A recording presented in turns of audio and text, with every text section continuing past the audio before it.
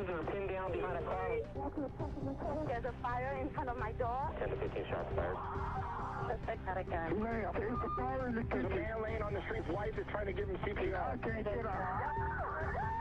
This is not breathing. We have gunshots coming out of the apartment. I gotta get an ambulance.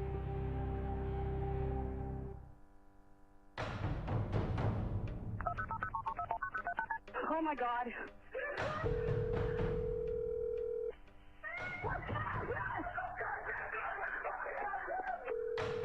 Oh my God.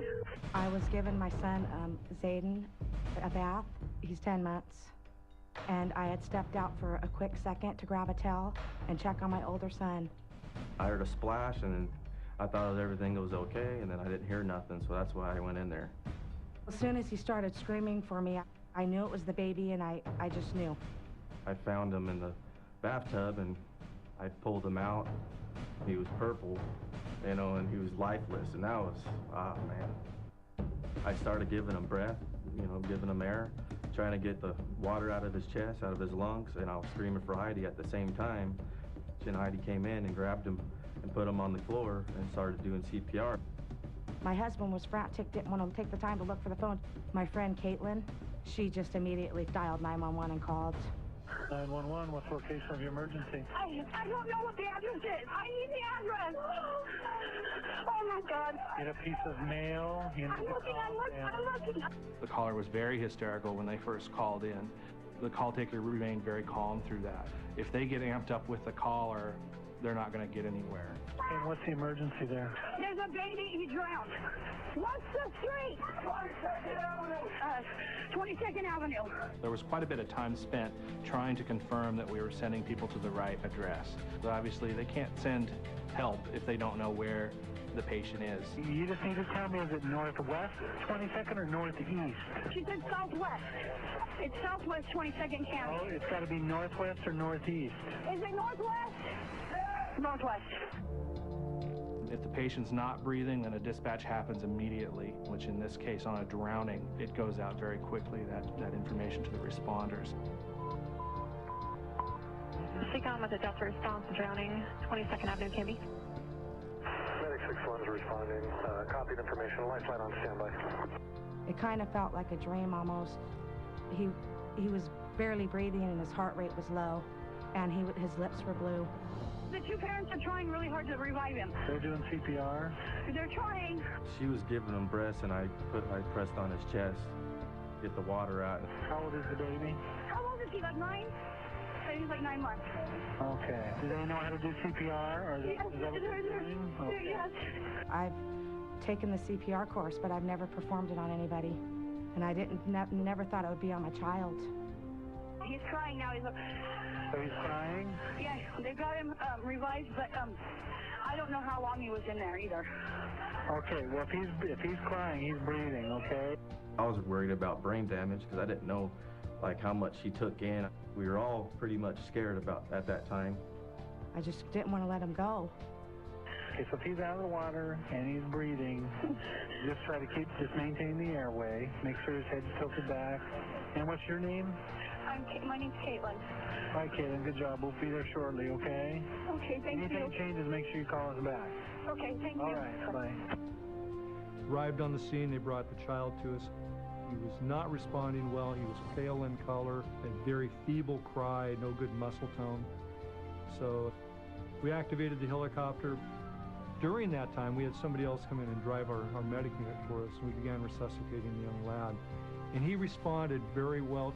By the time the Lifeline crew landed there, he was doing quite well. And he was out of the hospital the same day. He was only there for a few hours, so. I actually started crying. I did. I really don't like talking about it too much, you know, because I seen the whole thing in my head, and I'm still in my head all the time, and it makes me kind of upset, you know. Truly, the 911 dispatchers are the very first responder. We are giving them the very first high standard of care before anyone else is on scene, before the paramedics get on scene, before they get to the hospital. We're the one that are going to start that chain of events to get them care right now, immediately. Even when they don't have to provide the full how to do CPR, how to do rescue breathing, how to deliver a baby, how to control bleeding. They're there with these folks until we get there, which emotionally helps them tremendously through the call. I thank God for the fire department and, paramedics and just everybody that is there to help. My shift started Christmas morning at 4:45 a.m. I grew up in a emergency services household, so I had no problems with shift work or being accustomed to working holidays. The call came in at 6:20 or so in the morning. 911, when reporting. My husband's having chest pains. What's the address? Breathing difficulty. We had all of our family to our home for Christmas Eve dinner. It was probably 25 or 30 people. And we looked at the mess and decided that it could stay there overnight and we would clean it up in the morning. And about 6, he got up because he had to go to the bathroom. And he came back, and I remember hearing a bit of a noise. He must have bumped the door coming into the bedroom. And he laid down and he said, "My chest hurts." And I said, "I'm calling 911. He didn't question it or say anything, so I knew that it was serious. And how old is he? He is 65. Is he conscious? Hon, he's having very much difficulty breathing. He's not responding to me at all, but he's breathing. His mouth was open and some white foam started coming out of the corner of his mouth. And that was probably the scariest part for me, because I didn't know what that meant, but I didn't think it was anything good. Is his breathing, is it normal? No, very labored. Okay, can you get the phone down closer to him so that I can hear his breathing? Yes, he's right here. I wanted to be able to determine if he was possibly agonally breathing. Can you hear that? It's their body starting the death process. It's the muscles spasming, trying to be able to get air. I was able to determine that yes, he is unconscious, yes, he is possibly in cardiac arrest. You need to get him flat on the ground, okay? He's flat laying in bed. Okay, can you get him to the floor?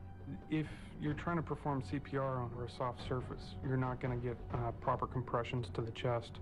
You need that firm surface behind the patient to be able to have it compress into the heart to be able to provide the proper pump. Sir, I don't think I can. I'm in the house by myself. Okay, can you roll him to the floor? What we need to do is, he's not breathing normally. We need to start CPR, okay? And we cannot do that in the bed.